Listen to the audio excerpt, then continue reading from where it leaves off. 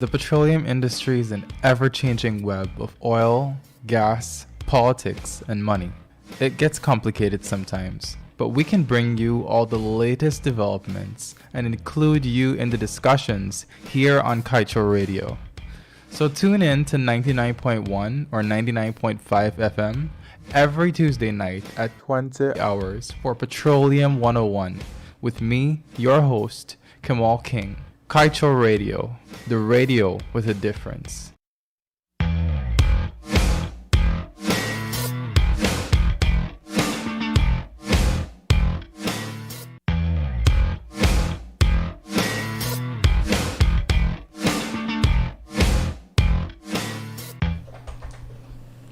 Good night, everyone. You are listening to Kaieteur Radio's Petroleum 101 with me, your host, Kemol King, Senior Journalist of Kaieteur News. I am joined here tonight by my colleagues who also write on oil and gas, Mikaila Prince and Shikema Day. And they have been doing an excellent job getting into this beat and bringing the public the most important news they need in order to keep their leaders accountable. So tonight, we're going to talk about a very important issue. In the past few weeks, what we've been doing is we've been focusing on the environment. And that's because we believe when we come to the oil and gas sector, the environment in many regards is under threat if we don't take care with how we manage it. And in the oil and gas sector, what we know is that there's a lot of money passing through it. This is probably the most lucrative sector in the world. And operations in the oil and gas sector often occur far out when there is offshore drilling and production in areas that we can't see.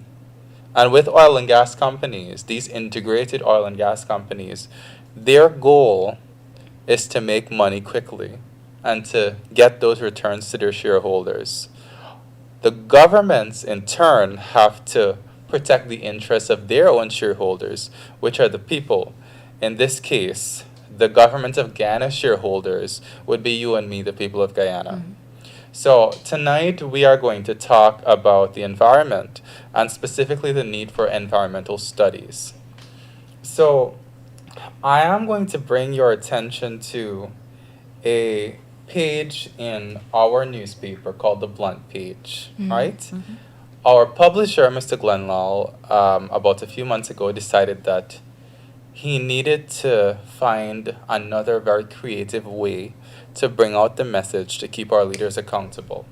And this was something that he was commended for a few weeks ago on a conference held by the Caribbean Development Bank. The bank called Mr. Lal and said, "We're having a conference on tackling corruption. And we noticed that over the years, your newspaper has done such a great job speaking truth to power on the issue of corruption and on the mismanagement of resources." And they commended him for this Blunt Page. So the Blunt Page is page 7 of our newspaper every day. And on it, there is a very brief message about one particular issue. So the writer of the Blunt Page in today's newspaper obviously was very impassioned about what they wrote here. They said, "The Irfan Ali administration and the Environmental Protection Agency must not think highly of the citizens of Guyana if they intend to allow oil services companies to build 5 hazardous chemical facilities near residential areas without requiring environmental impact assessments. Some leaders in the past might have been comfortable allowing multinationals and their ilk to treat us with disregard, but we will not allow it any further. Guyanese, the brave and industrious residents of Houston, were faced with a proposal for a chemical warehouse near their homes in 2019. They rose up, they fought for their safety, and they drove out an oil services company. You can do the same." Obviously a very powerful message. And we're going to get into that discussion. about the story behind this blunt page. So, folks, if you're listening to us on the radio or you want to give us a comment, if you are on the Facebook Live, you can drop your comment there or your question. We are also going to take calls tonight. You can call us on 226-7453. Is that the correct number, operator? 226-7453. And Shikema Day here is monitoring our cell phone, our company phone. The number is 622-2222. Now, folks, you can only send your texts and your WhatsApp to that number. I notice sometimes we talk about the number and you try to call us on the cell number. Don't call us on 622-2222. Just send us your messages. Call us on 226-7453 or leave your messages or comments on the Facebook Live. So let's get into this discussion. This blunt message, it has really set the stage for what we're going to get into tonight. First of all, the blunt page mentions an issue involving the residents of Houston in 2019. And it is very similar to some situations that we're facing now as the oil sector develops. What happened in 2019 is some residents of Houston and the surrounding communities found that a certain oil services company called Nalco Champions wanted to build a chemical storage warehouse in the area. Now, the first thing that struck them was we are living in a residential area. So there are obviously many rules and regulations attached to living in a residential area. If it's residential, you should not be allowed to build certain types of facilities there. And so they were very disturbed that a facility of such a kind was being allowed. And the construction had already started when the Houston residents said to the media, "We want to talk about this and we want our voices to be heard." The second concern that they had was that the facility was supposed to be a chemical storage facility. Now, here's another issue.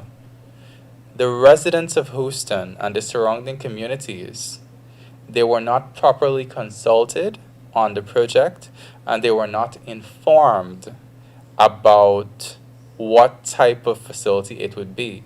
So there was obviously some confusion over what is being placed in the area. Some people thought that it was a chemical processing facility. And how scared would you be if you were living not too far off from a facility where trained scientists are processing chemicals that you're unaware of what they are, right? Now, later on, when they rose the issue, we found out that it was actually a chemical storage warehouse. It's different, but it still has to do with a lot of different types of probably hazardous chemicals that are being used out there in the oil fields, right? And with the advent of the oil and gas sector, with its very rapid developments that's still happening, we're going to see a lot more proposals by companies to build these types of warehouses. So what happened in 2019 is the people congregated at someone's house, they called the media, and they talked about all of their concerns. One businessman in the area, he found out and got a list of all the chemicals, and then he went online and he decided, I'm going to find out what they do with these chemicals, and I'm going to talk about how it can hurt people, right? And that just shows the power of community when people get up and they decide we're not going to be bullied or be taken advantage of. And when this issue was put up in the media, we obviously got to hear a bit more to the story. First of all, there was no environmental impact assessment required for the execution of the project. The EPA did not require such an assessment, right? And after the public learned about the project, and they had a few consultations where people could come and raise their concerns. We learned that the company Nalco Champions, they had actually decided to, when they went on this venture, to join efforts with a local company, right? And what we found out was that Nalco had gotten the impression from the local company that all the permissions were there. And when they found out that they didn't actually get all the requisite permissions, they decided that they'd pull out. So Nalco Champions decided, we're not going to quit Guyana, but we obviously don't want conflict with the people. And they pulled away. And that, once again, shows the power of community. Now, we're in a situation now where we're faced with proposals for many more chemical facilities in many different areas. And Shikema has been doing some excellent reporting on this, and I will ask her to tell us. Shikema, what can you tell us about these facilities, the companies that want to put them down, where they want to put them down, and a little about the communities that they're proposing to be located? All right. I must say thank you for your introduction, Kemol. So to get right started, off the top of my head, the 4 communities with proposed projects for chemical warehouses, there is Rome on the east bank of Demerara, which is right next to Agricola. And then we also have Plantation Fairfield, which is the most recent location, and that is located on the east coast of Demerara. And then we also have Peters Hall and Friendship on the east bank. I can't remember the other location. So within those locations, there are plans to build a mud sludge facility, 2 chemical warehouses, and a waste treatment plant. And within all of those projects, it is the same as the project at Houston. The EPA did not require an EIA to be done. And these areas are very residential, in close proximity to schools, and there is even the project at Plantation Peters Hall is actually located in very close proximity to the community reservoir, their water supply. And the residents there obviously objected to the projects, but there is a problem. The EPA is required to publish a public notice as to tell the community that here we have a company that is interested in bringing this project here.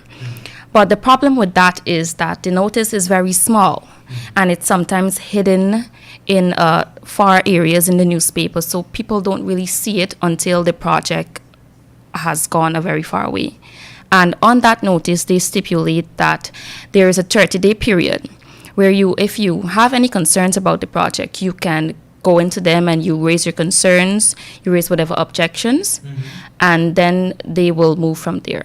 But because the notice is hidden so far in the newspaper, the residents sometimes they don't get to see it, they sometimes don't see it, they miss it. And then by the time they know about the project, it is too late, and they will have to just deal with the consequences. Okay, let me ask you something. You said that residents raised issues about the proposed constructions in their areas. Could you tell me whether any construction has begun for any one of the projects so far? To my knowledge, for the Houston project. Yeah, to my knowledge, it was only the Peters Hall project being undertaken by Glass Holdings Inc., and they were planning to build a chemical waste treatment facility there. I think after the residents raised their concerns, and I think they only got to raise their concern a day before the 30-day window, the 30-day period. And when they raised it, I think the EPA got in contact with the company, and I think they halted construction there. So the 30-day period has already It was just one day before. And let me follow up. Sorry for cutting you. The 30-day period had not elapsed, but the company had already started to construct. Yep. Now, is that the what's supposed to happen? Nope, that is not what's supposed to happen. The company had already bought land right there and had already mapped out the area, had submitted their plans and whatever, and they were already starting construction. Okay, well, obviously, if you buy land, Yeah. and you're doing your own mapping, maybe that's not a problem. But if you're going to start to construct a facility without having the requisite The building, the residents sent me pictures, and there was already a structure in place. Oh my God. Yeah. Mhm. Are there any penalties imposed? I for am not sure, starting? but I will definitely find out and get back Well, to you. Mikaila, for you to start talking about penalties first, you have to ask yourself if the EPA has an issue with what's going on. When I spoke to the head of the EPA, Ms. Sharifa Razak, to understand, because I mean, one project is fine, but then when it comes to the string of projects, all of these projects with the same MO, you're not requiring an EIA. I called her to find out what is the requirement, like what criteria does the EPA use to determine that whether these projects exactly.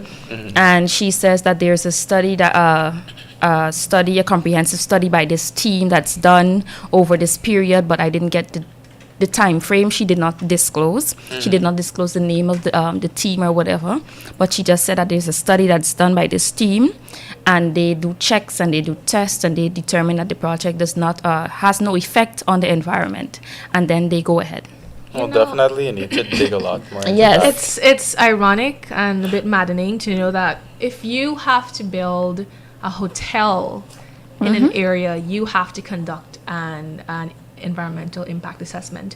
Little things you have to do to make sure that this project is not impeding or hampering people's lives. So I do not understand the rationale behind you wanting to build a chemical storage warehouse in a residential area with hundreds of people. We have no effects of what the chemicals can do, if they're flammable, the toxicity of it, and no EIA is required. It is very crazy baffles because me. and the most baffling thing, the mind-boggling thing is that the EPA does not even have the requisite equipment to test or for simple things like pollutants in the air. Wow. If they don't have that, how are they rightfully determining that these projects will not have an effect on the community? I don't understand that. Let's not put it just on the EPA alone, because I don't think the EPA would have the responsibility to deal with zoning, right? That would be the mayor and town council, I think. So we have to look at the city and all the other the counseling areas, and we have to ask them, why are you seeing this development happening in your area and allowing it if this area is supposed to be a residential area? So That's another thing to think about. What All right. else could you report? Well, you did a really extensive article in this Monday's paper on the EPA not requiring EIAs for these 5 projects. Can you just give the listeners some more details on that story you did? Basically, the story touched on the 5 projects, and it highlighted some of the chemicals that these companies, just a few of the chemicals that these companies are planning to store at the chemical warehouses, for example.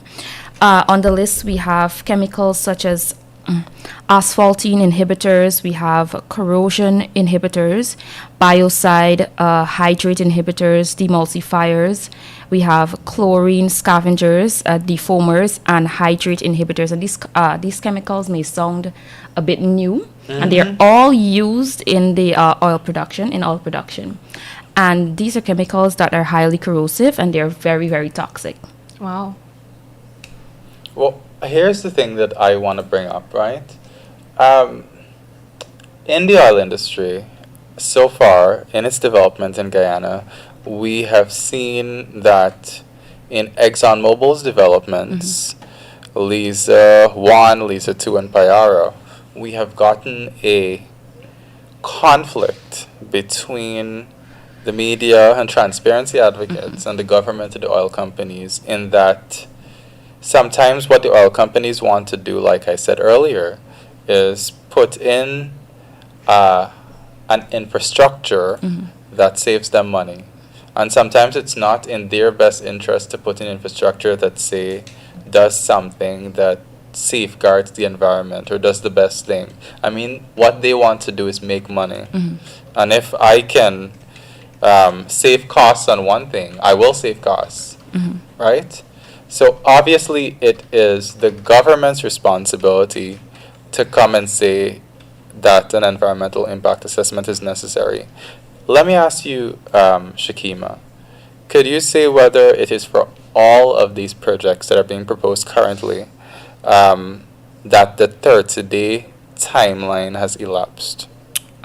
Because what we'll find here is that if it has elapsed, then we're obviously sitting here fighting a fruitless fight. I'm not certain, but I know for sure that two of the projects, the Petersall project and the project at Friendship, that 30-day period has elapsed.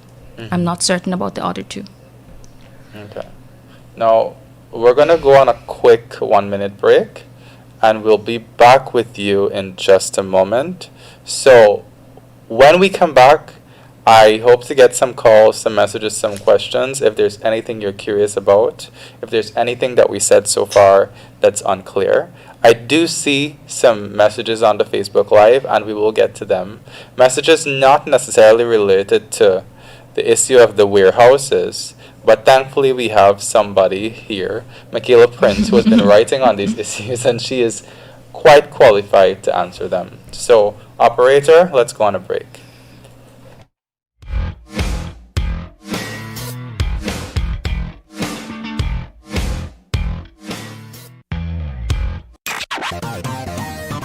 Kaieteur Radio, keeping you informed. Demerara and Essequibo 99.1 FM. Burbies 99.5 FM. Kaieteur Radio.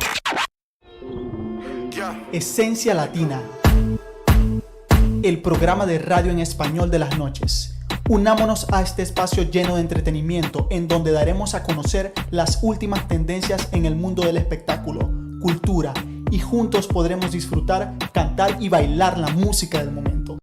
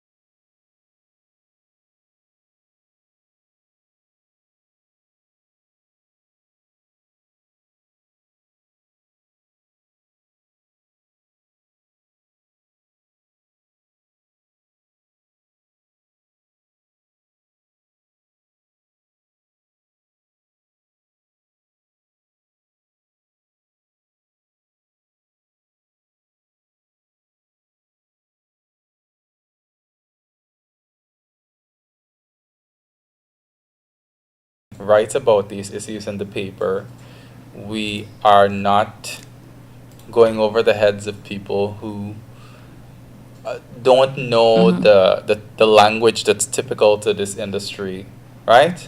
So tonight we are talking about the need for environmental studies. I am the host, senior journalist Kemol King, and I'm joined with my colleagues here, Mikaila Prince and Shikema Day. Hey. So we were talking about the need for environmental studies, but we have some questions here on the Facebook Live that I want to point to Mikaila, who has been writing about this issue, and then we're going to do a quick recap on the past half hour. So Mikaila, there's someone on the Facebook Live who wants to know, is produced water still being dumped into the ocean? And if yes, is our government concerned? That's a really crucial question there. Yeah, so produced water is still being dumped into the ocean as we speak. Last year, in August of last year, as a matter of fact, Kaieteur News reported that ExxonMobil is dumping about 4,000 barrels of toxic water into the ocean, and this is daily. Well, at the time when we did this reporting, the oil production was not at peak because there was issues with their with flaring.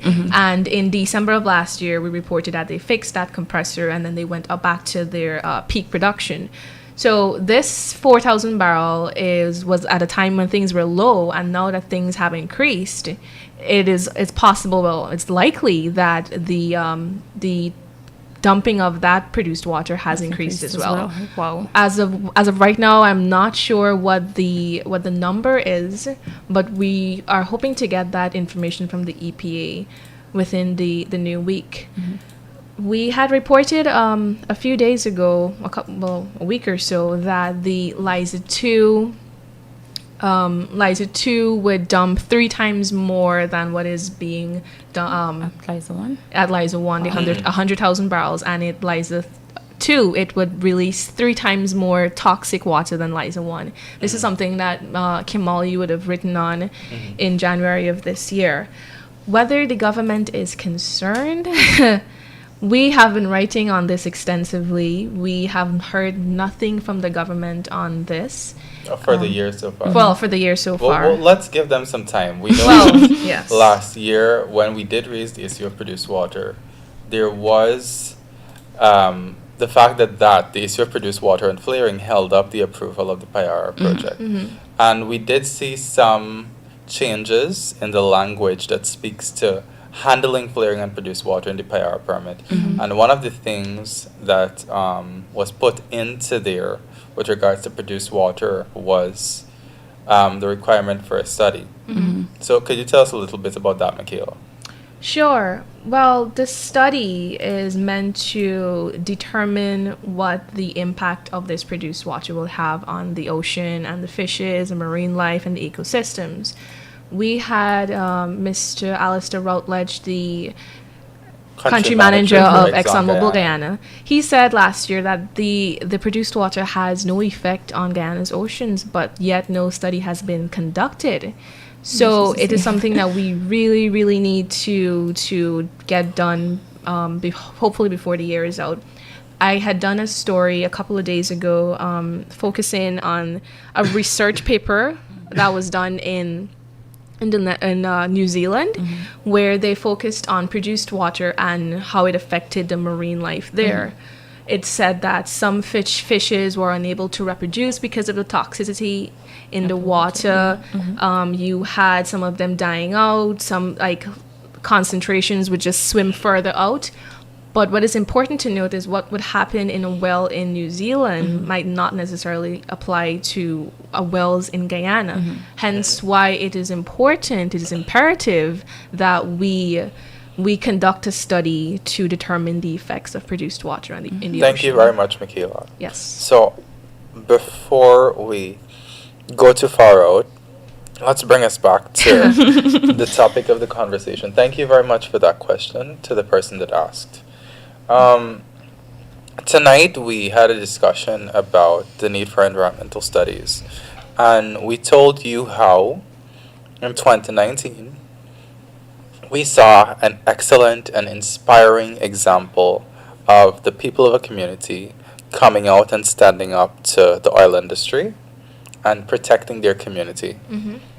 Now we have this replicated several times, and we'll leave it so the people of those communities can stand up and decide what they want for their communities. But what we at Kaieteur News have been advocating for would be environmental impact studies to be done on all of the proposed plants, right? So I have one more question, so I'll answer it and then we can close. This person says, Kemol, what happens if an oil spill occurs in the Payara field where we have gotten Exxon to commit responsibility through insurance, and Exxon insists that the spill occurred in Liza 1? Let me see if I can pull the details together for that and provide some clarity. So what we have right now is 3 developments: Lisa 1, Lisa 2, and Payara. Lisa 1 is currently producing. Lisa 2 will come on in 2022, that's next year, and Payara will come on in 2024. In Lisa 1, we have limited insurance, where the liability for an oil spill falls on ExxonMobil Guyana. Now, the thing about ExxonMobil Guyana, which is EEPGL, that stands for Esso Exploration Production Guyana Limited, that company is liable for an oil spill. However, unlike that company's parent company, the rich multi-billion-dollar ExxonMobil Corporation, EEPGL is not so rich. It does not have so many assets. So when you place the liability for something like an oil spill, the worst of the man-made disasters, you don't know whether that company will have the assets to take up all the liabilities. And what happens if the company doesn't have the assets? When it runs out of money, when it files for bankruptcy, who's left in the sauce? Guyana. Unless we have a commitment from the rich parent company that they will take up the responsibility. So for Lisa 1, all we have is the child, the subsidiary, taking the liability. In Lisa 2, when the former EPA head, Dr. Vincent Adams, was there, he had advocated for the parent companies to take full responsibility. So he enshrined in the permit for Lisa 2 that there be a commitment from the parent companies to take responsibility. So that would be ExxonMobil's parent company, the Hess parent company, and the CNOOC parent company. Those are the 3 companies working the Stabroek Block. And so we have that enshrined in the Lisa 2 permit, and we also have it enshrined in the Payara permit. So for those permits, the parent companies are expected to provide to the EPA documents showing that they would take responsibility for any disaster, including an oil spill. So this person is asking what happens if an oil spill occurs in the Payara field, and Exxon claims that it happened in Lisa 1. Well, Can they claim that? we have had issues where I'd say we don't know what's happening out there. Maybe a few years ago we were a bit more ignorant, but we're not in that place right now because we are preparing the infrastructure to have people be out there 24/7. Perhaps you can tell them a little, Shikema, about the petroleum monitoring unit that we have to set up. Mr. Vincent Adams, before he left the EPA, had worked with the World Bank to set up a unit, a petroleum monitoring unit of 36 highly skilled officers to monitor what is going on out on the oil rigs and to ensure that whatever Exxon is reporting is actually the truth.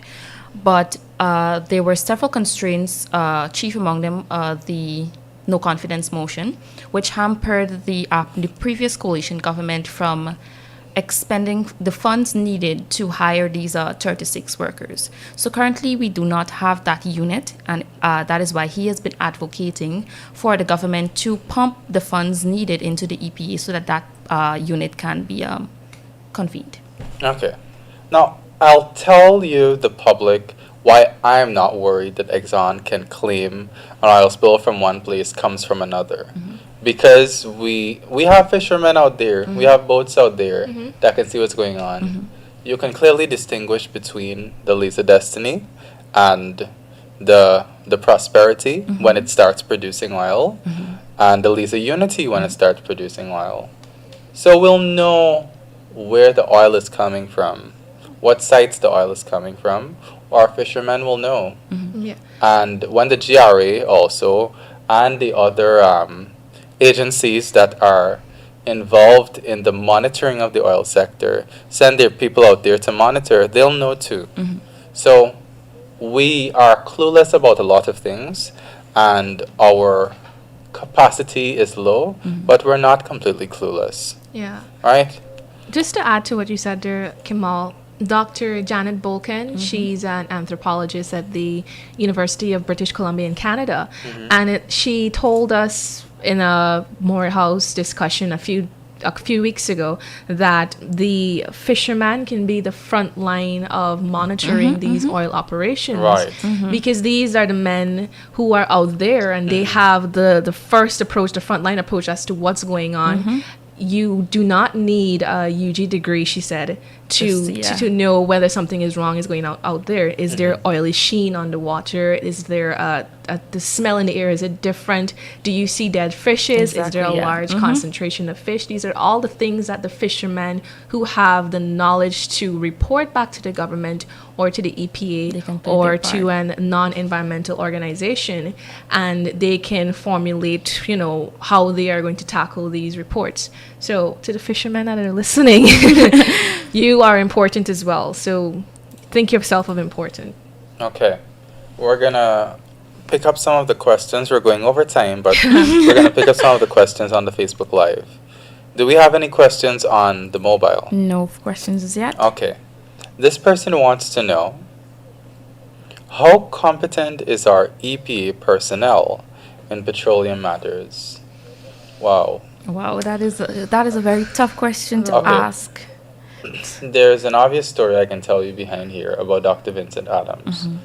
He would have been the most qualified person to lead the EPA when it comes to managing oil, Yes, sir. because he has many years of experience working in the U.S. At the U.S. State Department in energy and in the environment.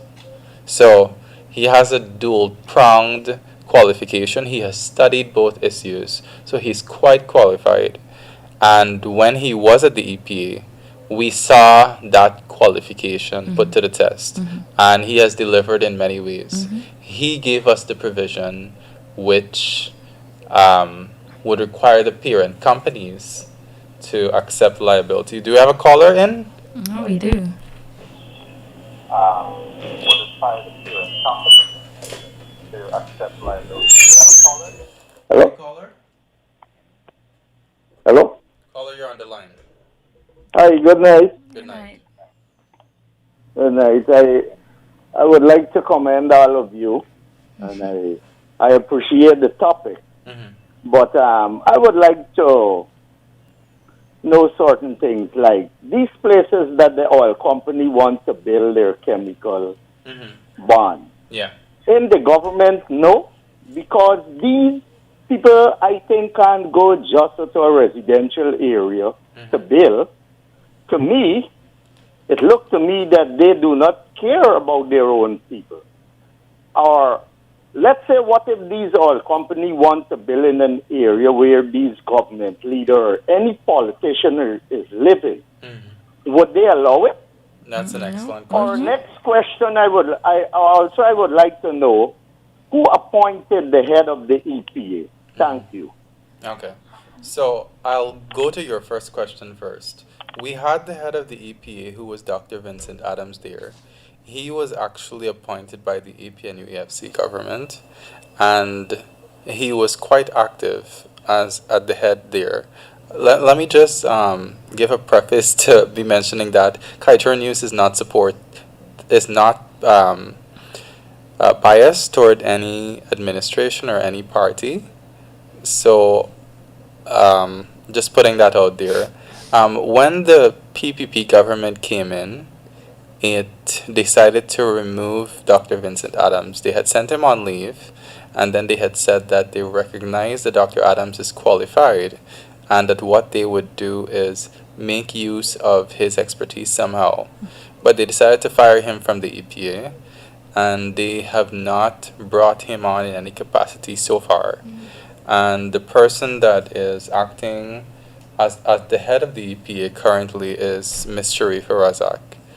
I don't know enough about Miss Razak to speak on her qualification, but we have been in contact with Miss Razak since she assumed office there, and she has been very cooperative with Kaieteur News.